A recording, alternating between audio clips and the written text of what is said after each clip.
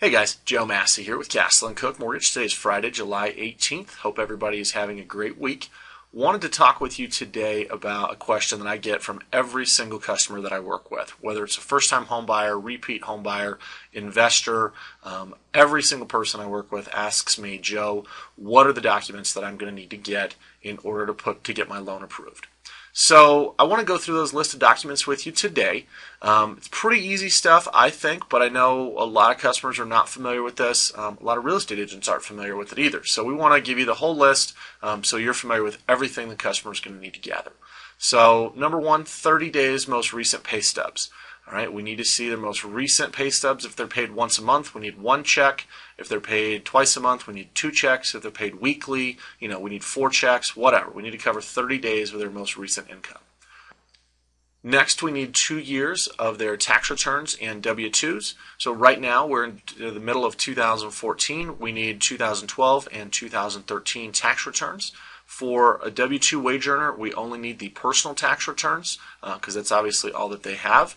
However, for a self-employed person, we will need the full personal and business tax returns. So any LLCs, corporations, other entities that they own, we will need those tax returns.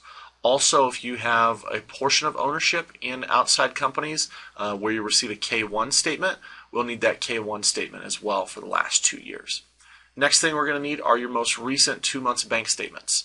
This is where we're going to verify the funds for the down payment and reserves.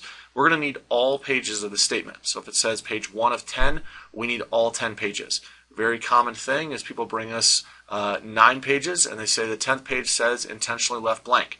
We understand that, but it is a compliance rule that all lenders have that we're going to have all 10 pages. So even if that last page is blank, go ahead and bring that with you. Next, we're going to need copies of your most recent statements for 401k, IRA, and any other retirement savings accounts. If you're tapping into these to use for the down payment, we'll need some additional documentation, but generally folks are providing these just to show their reserves and their savings that they've got. Next, we need the name and phone number of your homeowner's insurance agent. If you don't have a homeowner's insurance agent yet, we can help you with that. We have a lot of good referrals that can help out with that. Next is the name and telephone number of the real estate agent. Obviously, most folks watching this are real estate agents, but we do always want to make sure that we have from the customer the name of who they're working with and the best phone number to contact the agent. Next, if the customer is receiving any type of retirement or disability income, we're going to need documentation on that. So a Social Security awards letter, 1099 for Social Security income. If they're receiving pension, usually there's an awards letter stating how much the pension is, how long they're receiving it, etc. So whatever documentation they have for their retirement income, we're going to need to see copies of that.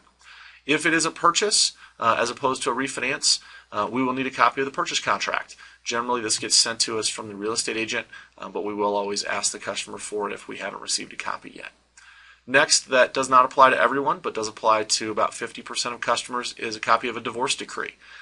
If you've been recently divorced, whether you are the husband or the wife, if you are recently divorced, we're going to have a copy of that divorce decree, separation agreement, and any child support orders. This is really important because we've got to verify if you're paying out any monthly maintenance or child support, or if you're receiving any monthly maintenance or child support.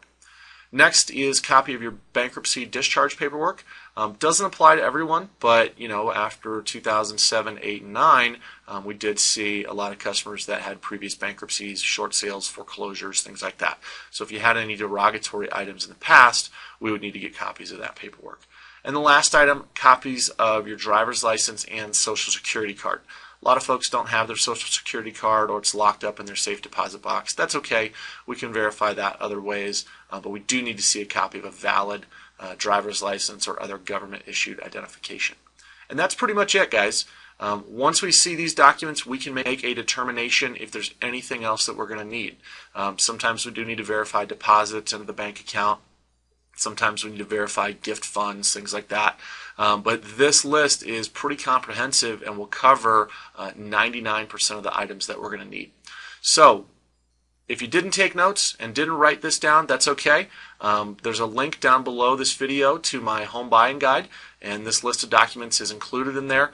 Also, really important, I always keep this list on the back of my business card. So If you have my business card, go ahead and just pull that out. That's got the list of all the documents you're going to need right on the back of the business card. So I hope you guys have a great weekend. If you need help with any pre-qualifications or anything over the weekend, feel free to give me a phone call.